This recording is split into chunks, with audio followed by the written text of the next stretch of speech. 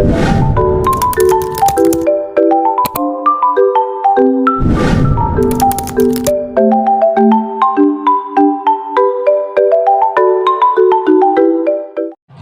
morning everyone. My name is Jilan Denise Ella. My name is Geniel Abalos. At ang topic namin for today is outdoor advertising media. Ang outdoor advertising media ay tumutukoy sa mga uri ng advertisement na nakikita sa mga labas ng mga tahanan at gusali. Nakakuha ito ng atensyon ng mga tao habang sila ay naglalakad, nagmamaneho o naghihintay. Ito ang mga halimbawa ng outdoor advertising media. Number 1, billboards. Ito ang Huh? Huh? pinakakaraniwang uri ng outdoor advertising. Ang mga billboard ay malalaking signage na nakalagay sa mga mataong lugar tulad ng mga highway, intersection at mga lugar na may mataas na trapiko. Pangalawa, street furniture.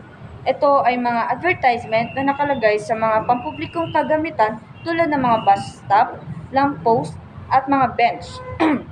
Mas maliit kaysa sa mga billboard pero mas malapit ito sa mga tao. Malapit. Transit advertising. Ito ay mga advertisement na nakalagay sa mga pampublikong sasakyan tulad ng mga bus, tren, at taxi. Ito ay nakikita ng maraming tao sa loob ng isang araw. Number 4, wall murals. Ito ay mga malalaking artwork na nakapinta sa mga pader ng mga gusali.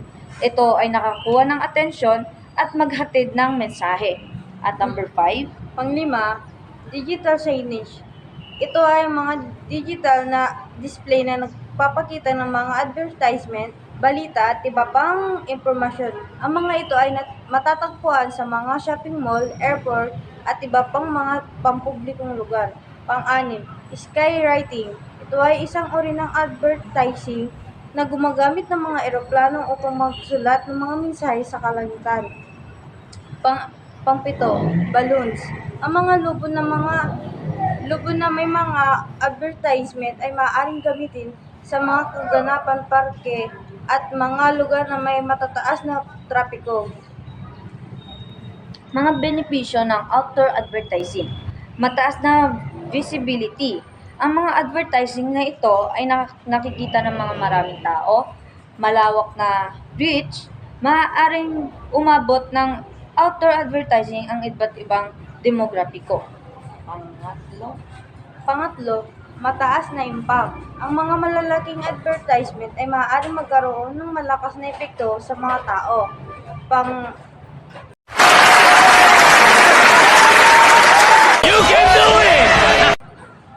Pang-apat, flexibility. Ang mga outdoor advertisement ay maaaring ipasadya upang umangkop sa iba't ibang pangangailangan.